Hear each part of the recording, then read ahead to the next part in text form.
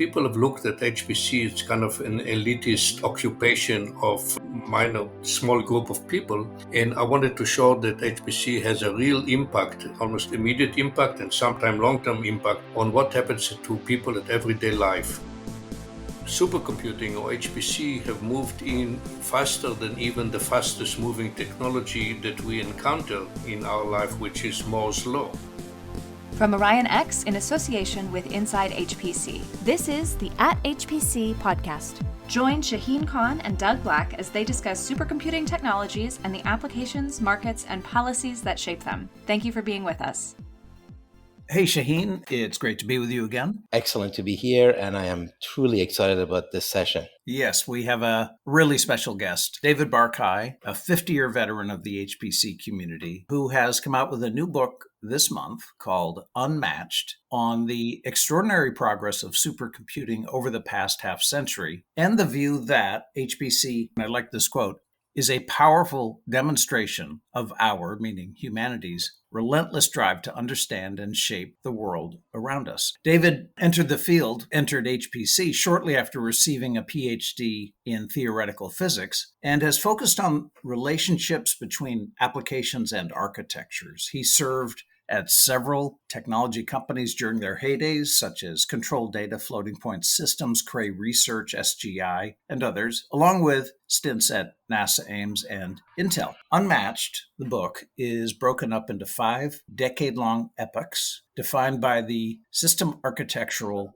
themes of vector processors, multiprocessors, microprocessors, clusters and accelerators, and cloud computing. The final part of the book examines key issues of HPC and discusses where it might all be headed. So, David, welcome. Thank you. Good to be here. Okay, so please tell us about the book. Give us an overview, if you would, and tell us about how it captures your unique vision of HPC and your view of the field. Sure. So when I finished my professional life at HPC, I sat down and I thought that a lot have been covered. I was fortunate to be at the crossroad of several transitions and at several companies and witness to some of the things that happened in HPC over the last almost 50 years or so, and looking for something interesting to do. I thought I'll try to capture it.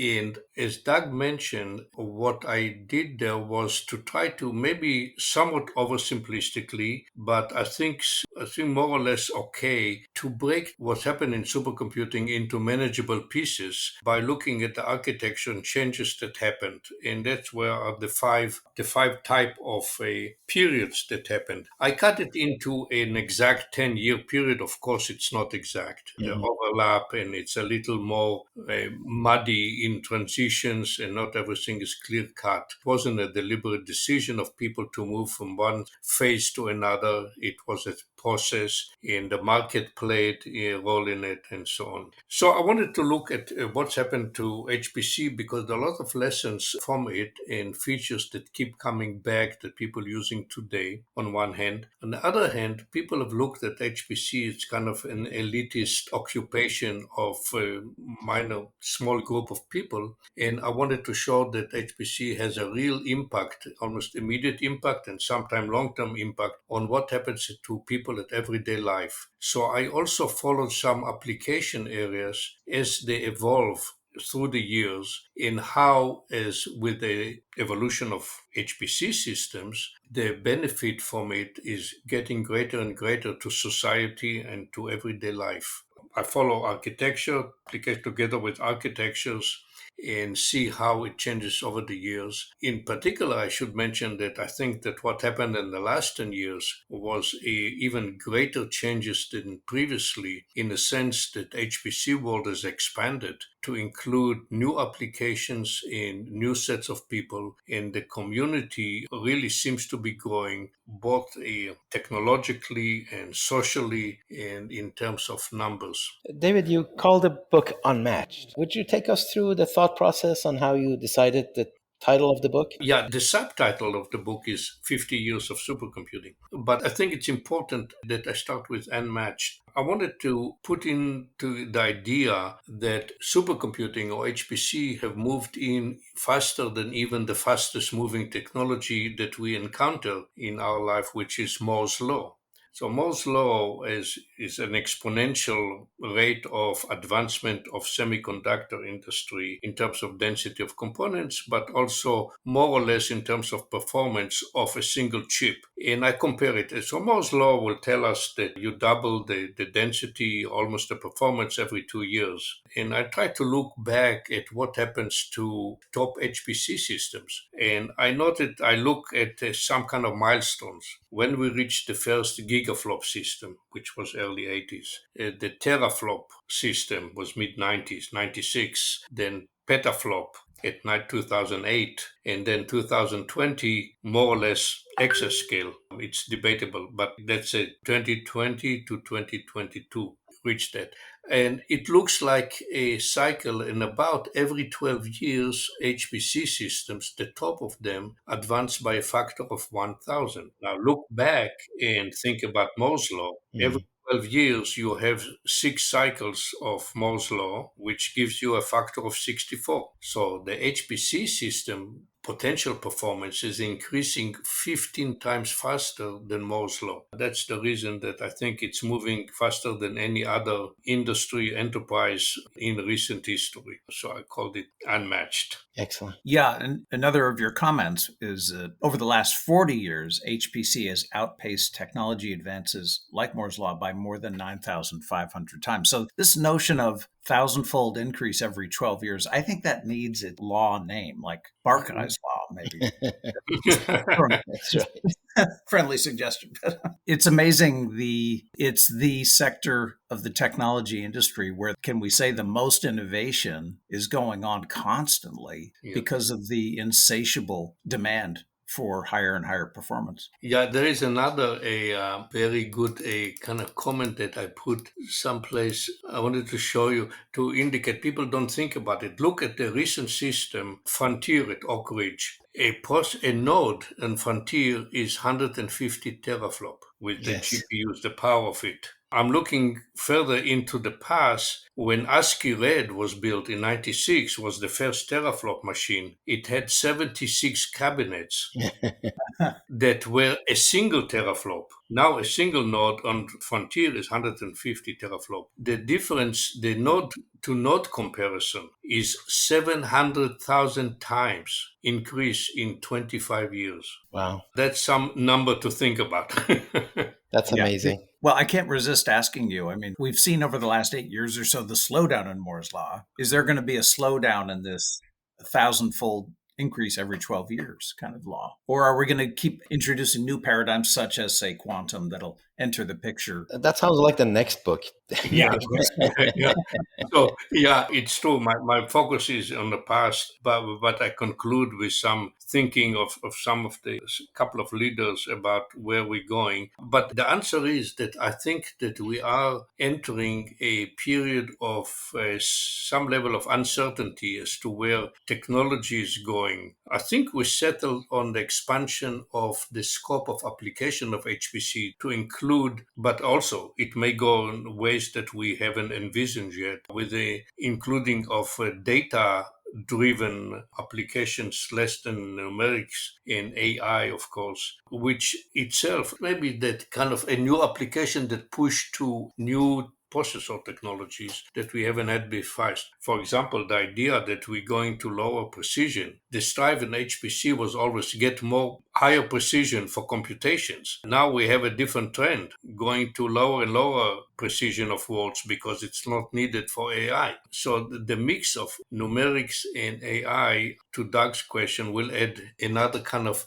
different vector of complexity, with a mix of processors and computation types that includes in a single system. So in addition, I talk about the complexity of parallelism, which has multiple layers. If you think about it, that's also very important. It's not just dividing it into equal pieces. Now we need to think of parallelism as within the core, threading. Within the core also there is vector instructions and then multiple cores and then multiple processors on the node and then multiple nodes. And when you design applications now, we don't talk about efficient algorithm as the one that minimizes the number of operations, but we Mhm. think in terms of one that can be distributed more effectively. We don't care about computations in the number of arithmetic operations anymore. In fact, it's a lot cheaper to compute a number than to transmit it to all the nodes. So you just compute it again. So the whole way of thinking about algorithmic efficiency is changing, or has changed over the last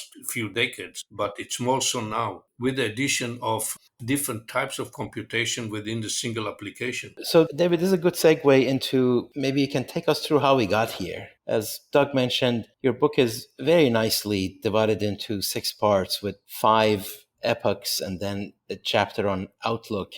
Would you highlight from each of these periods something that is noteworthy that people should go study and read about? Sure. I start with the 70s and vector processors. And of course, that follows what we used to know before as mainframes for commercial use and something for computations. And I emphasize that vectorization had several ideas that are still with us now. In particular, they laid the foundations for parallelization as we know it now. The first idea is that when the way computers started, a lot of time was wasted waiting. To do in arithmetic, the idea was to compute numbers.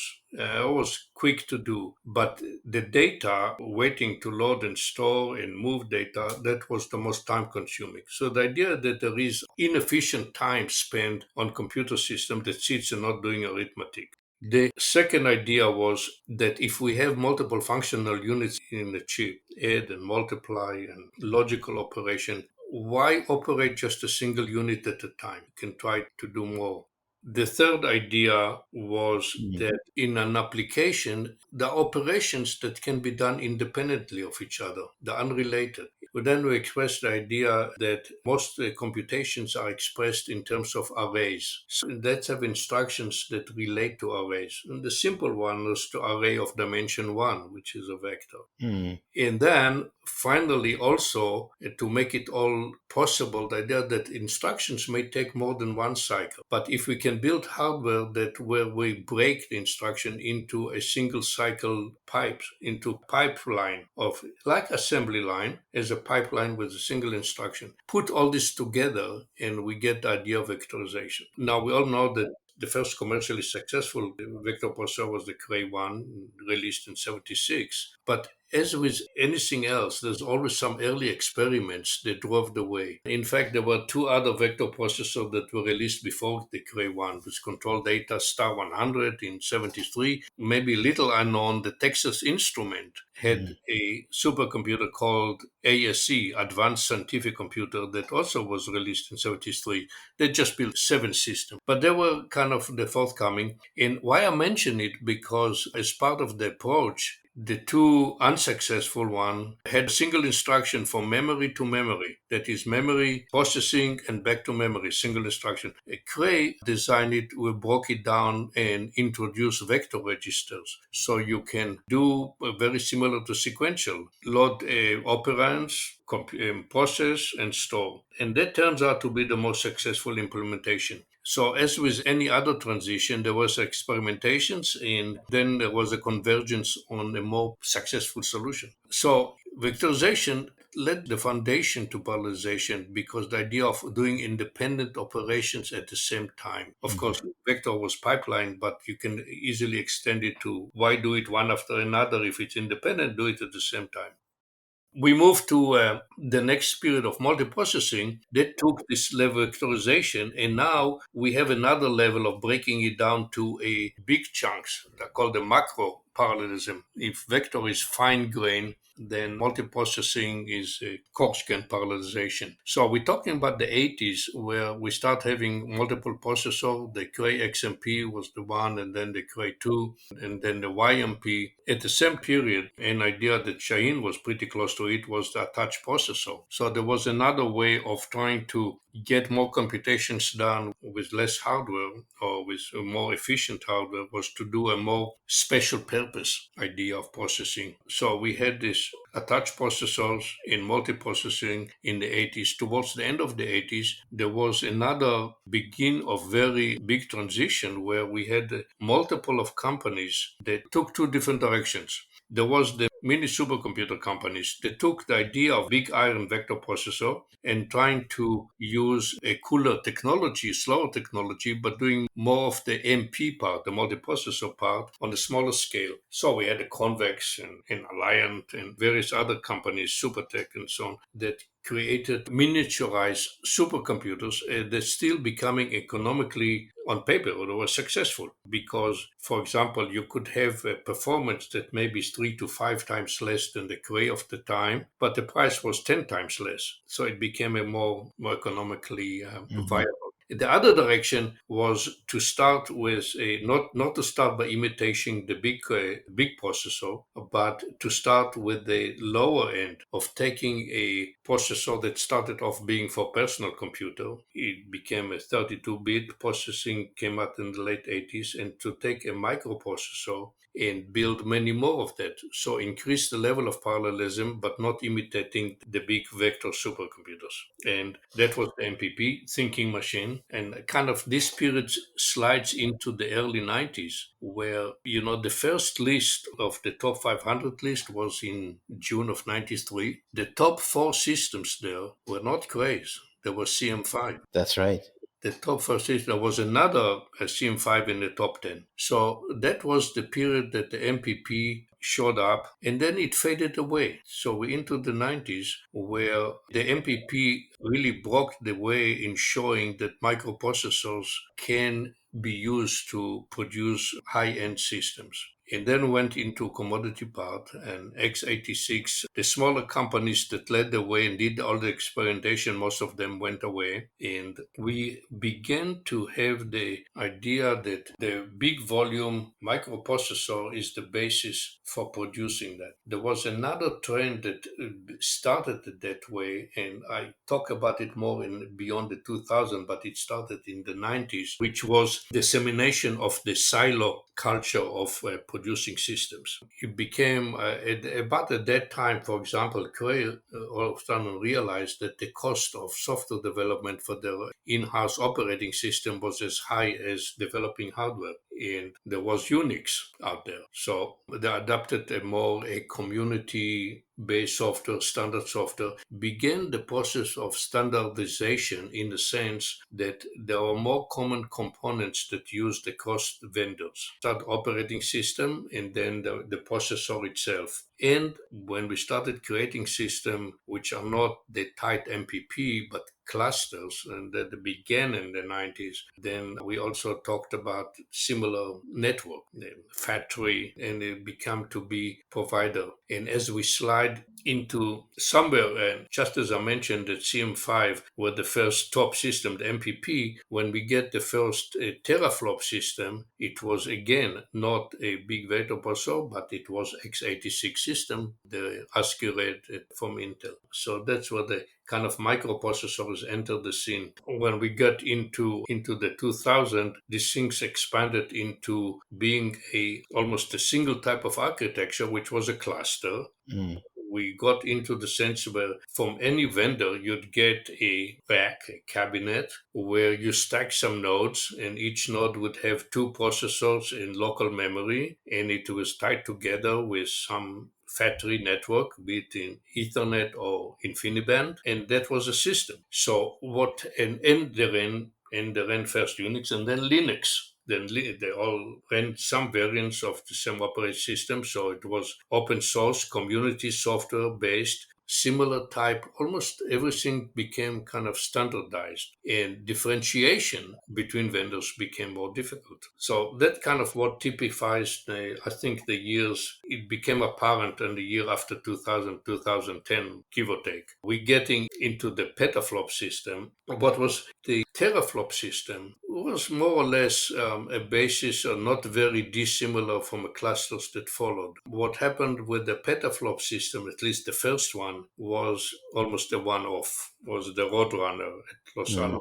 So it was I almost disregard it, even though it was the first petaflop system, because what follows was other petaflop system that didn't look anything like it. When we talk about I think it was Jaguar at Oak Ridge after that, that still looked more like a very big, tightly coupled cluster. In the last, beyond 2010, if we go up to the last 10, 12 years, also became a very big change in HPC, not so much in terms of architecture, because in contrast, and I've talked about planning session when people was trying to plan for the petaflop in the mid 90s and then planned for exascale in the late from 2009 to 2011. And there were several meetings. We talk about it, about how do people predict it and how successful they were. The one thing that people missed out in that was that every time they thought that the next 1,000 processors will require a fundamental change to the way we think about programming. Hmm.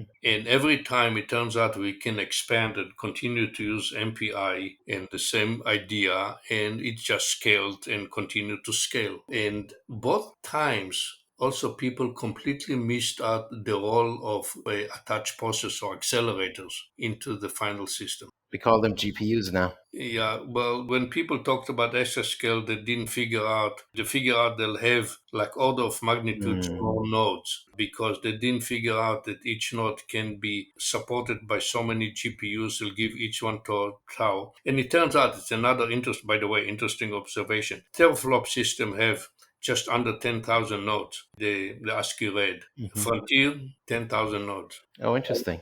Yeah, it kept the number of nodes kept steady, which made it better for system maintenance. There's less components that can break down, or the more, even though each node was more complex. And I call it the return of the fat node. It's Right. very different than in the past. Fat node was a node which has 4 or 8 processor, identical processor.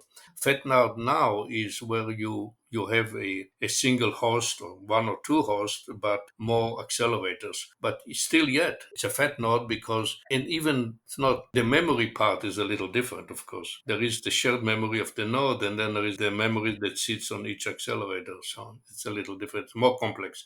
Again, another angle, vector of complexity that was added. Right So on. so, in addition to the things that didn't change much when the last 10 years on architecture, because we expanded the notion of cluster and we make it in accelerators, but the big changes in the last 10 years was what HPC is. And we got started off with data analytics and expanded to AI methods that expanded the scope of both applications that were not numerics that enter the use of HPC systems because they require the scale and the features, and HPC, traditional HPC applications that began to use more of data science and AI methods as part of the simulation of a physical system. Really interesting. In the opening of your book, you do say the secret sauce of HPC is this notion of complexity. And that means more processors working in tandem, accelerators, hierarchical memory, and so forth. And it just keeps going. I assume now this whole notion of chiplets is the embodiment of complexity. Yeah, I think one of the things that to talk at the end of the book as to where things are going is the notion of chiplets in terms of building up the more targeted use of systems, so that it adds complexity to that. Yeah. And David, I love this comment you made. Just so, in reference to your notion of epochs roughly divided into decades, you say, just like epochs in the history of the Earth, the end of a supercomputing epoch is accompanied by a massive extinction event of old technologies. Yet, that's beautifully stated, I have to say. But at the same time, you're seeing the recurrence or recycling of older ideas as well. Where do you see that in play? Yeah, that was one of the interesting kind of themes that I looked when I looked back at the years of supercomputing, was to see, so we moved on from things. What do we keep and what we throw away? And the idea that learning from the past keep coming back. And I looked at it as several areas, kind of obvious areas, and people can find others. But looked at vectorization, vector instructions. They were the way to get performance in 70s and into the late 80s, and then faded away in the 90s, where people just used microprocessors to build clusters. And then it turns out that with the advance of Moore's law, with more gates in the chip, people began to introduce again vector instructions into the chip in addition to the other level of distributed memory parallelism that we have. So vector instructions, an idea of adapting applications so that vectors can be exposed to compilers, to libraries, and so on, keep coming back. People went back to the same ideas. In the old days, one of the old vector processors had the instruction called gather scatter instruction that will help vectorization where it wasn't a consecutive elements. Even that, the gather instruction went back into by Intel into the Xeon processors in late years in some forms. Other things that happened in that came back was the idea in the 80s we talked about a attached processors as a way of that by the way came from signal processing. Hmm. Hmm. It can be started off by having special processor for special purpose outside of the traditional realm of HPC even. And then it said, well, you can do floating point operations, so why not use it for numerical simulations? It ended up, was prevalent it was several attempts in the 80s, and then it disappeared. And then mostly through NVIDIA came back in the form of GPUs. And now they are the main compute force in the top systems in the world now, with the exception of Fugaku. But the US made system Frontiers and the upcoming Aurora dominated computations are, I don't know, 90% of that power is that come from accelerators. So that's came back in a big way. Whether it's going to stay forever, it's unclear. But I should add that it looks like when we talk about whatever use can make of quantum computing, it'll probably be in the form of an accelerator. So it Yeah. could even be an increased level of computations due to accelerators. Little things like there was an experimentation in very long instruction board, VLIW. There are several implementation like multiflow and others in the 80s. And it wasn't, and by the way, it came back twice. Okay. Yes. One time, the second time, so it was in late 80s, it went away. Then maybe people don't realize the Intel Itanium was actually a VLIW. It had an instruction package of three instructions. We all know Merced before it became Itania. yeah, we all know what happened to Itanium, but I talk about some spectacular failures in HPC. It's one example. So it came back again, but now we also see some variant of VLIW in the way the GPUs are being used, in the way they are constructed to allow for multiple instructions within the chunks of GPUs. So it came back. I should point out there's another little instruction, single instruction that our intelligence communities wanted control data and Kuwait to implement, which counted the number of bits set in a word. It was the pop count or population count of how many bits in a word are one and not. It has some special, very useful implementation in encryption and decoding text that are being encrypted.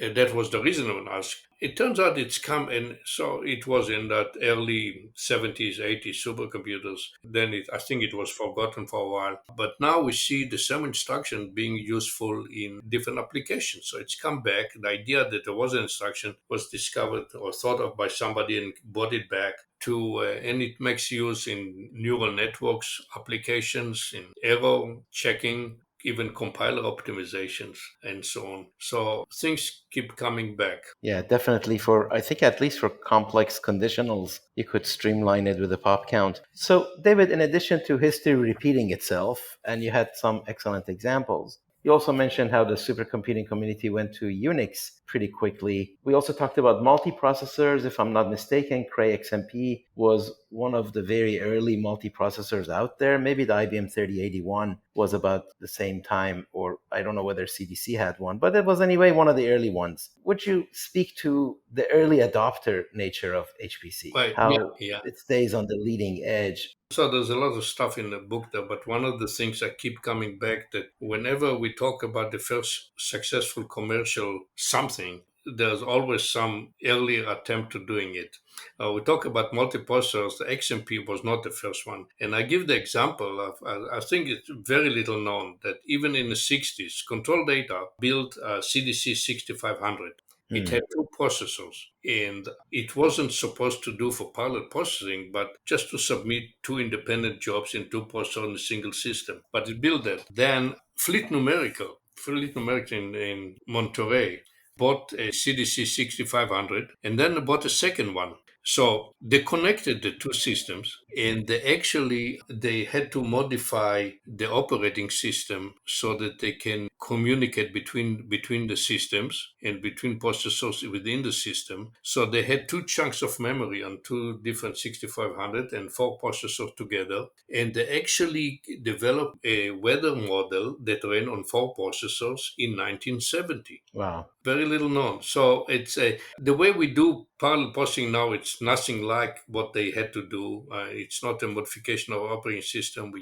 Ended up doing MPI libraries, but we use the same kind of ideas that you need to find locations in the remote memory and move it back and send and receive. So there was an early experimentation. When we talked about MPP, and I mentioned the late 90s, in fact, there was the Iliac 4 at the University of Illinois, also Yeah. around 1970. It had 64 processors in it, each one, and there was 64-bit processors. There's an interesting story about that, by the way. It Hmm. was in 1970, in the midst of the Vietnam War, and it's called ILIAC, stands for Illinois Integrated Compute Arithmetic computer or something. Automatic Computer. Automatic. There is a mistake in the book. I missed out the word integrator for the I. Aha. Already caught one error in the book. The system was installed in 1970, but there was unrest on campus. So they moved it to NASA Ames, to a more secure environment. And it lived there happily for a few years.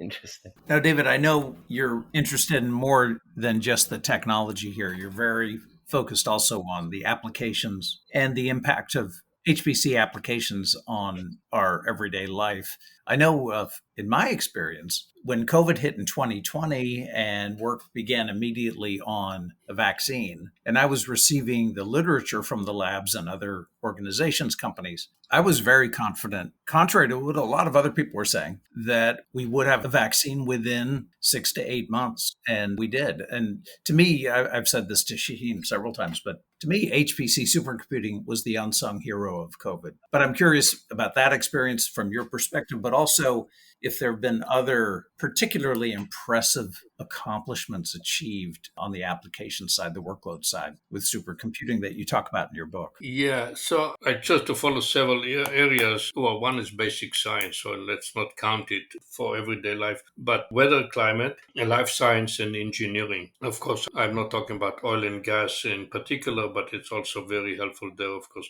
What I say is how HPC is helpful in things. Boeing, for example, had in the mid 90s, the 777 was the first airplane that was completely digitally simulated. It didn't exclude having to do the actual air test before it was certified, but it was it saved a lot of building mock-ups and so on. In the car industry, we always talk about crash analysis. They used to have to build, I don't know, multiple 10, 20 or more cars and run them into the wall to test the strength of the structure and so on. By doing the simulations, they saved it to only to a single run at the end to verify the computations. So it saves not just cost, but it saves a lot of time. In life science, people talk a lot about drug discovery. So instead of doing to the lab and mixing materials and seeing what happens, they do likelihood of a successful drug, and that includes your comment about the coronavirus. You need to see a particular chemical compound that does what you want to do, but also that can be captured by the cells in the right way the receptors. And the experimentation would have taken a long time and a lot of trial and errors. When you do the numerical computations, they didn't get immediately the final answer, but they got the likely places to do. And they limited down very quickly the possible solutions and then got the right one in a couple of different variants of that. Sometimes there is more than one solution. So the HPC helps you narrow down and then doing it. The other thing HPC does is doing experiments that are not possible in the lab. Think of black holes in the universe. Right. In the large scale and in the small scale, the atomic structure. So we're doing that one. At the end, I'm showing a weather and climate benefits. And there is a long list of applications that came out from weather modeling of real life applications that go to water management, severe weather warning, and so on. In particular, severe matters.